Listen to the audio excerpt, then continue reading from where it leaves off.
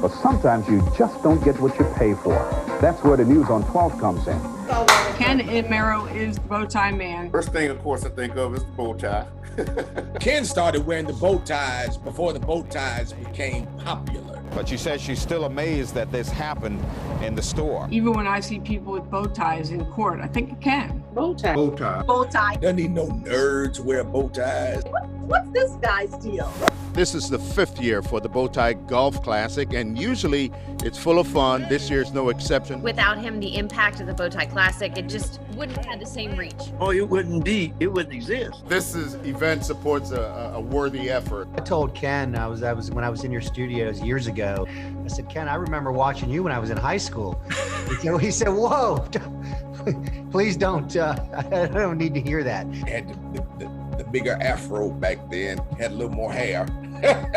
I'm Ken Amaro from 12 on Your Side. Over the years, I've addressed everything from leaky roofs to car repairs to mail scams. When you think of Ken, you always think about him fighting for people. Doesn't back away from it. He's a nice guy, but he doesn't back away from holding people accountable. And the next time you don't get what you pay for, don't get mad. Just say, I'm telling Ken. Ken kind of became the news reporter you didn't want to see coming. So whenever I would see Ken coming on, it's like, okay, Ken getting ready to bust now.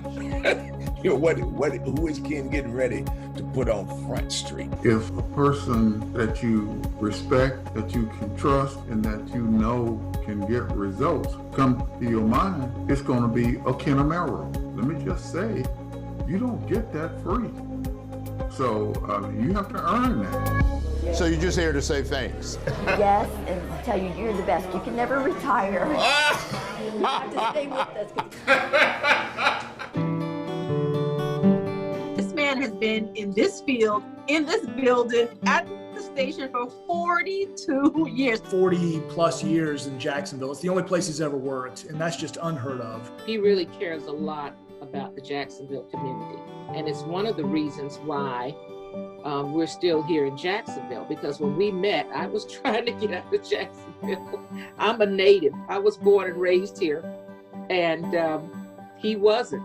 He's from a little island in the Virgin Islands called St. Croix. Ken came from a family of 10 kids. He has that older child syndrome where they're always trying to help the other siblings out because they had to do it as children.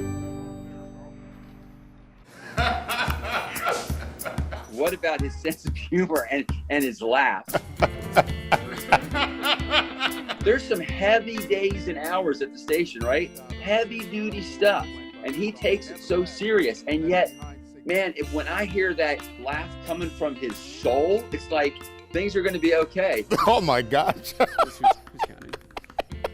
To have someone of our community being that recognized beyond the borders of race, ethnicity, social standing is pretty powerful. I think you're doing a fantastic job. They know him by name. They know his face. He stands out in the community. It's amazing because everyone knows him and it doesn't affect Ken. What you see with Ken is what you get. Least self-centered person you'll ever find in a newsroom.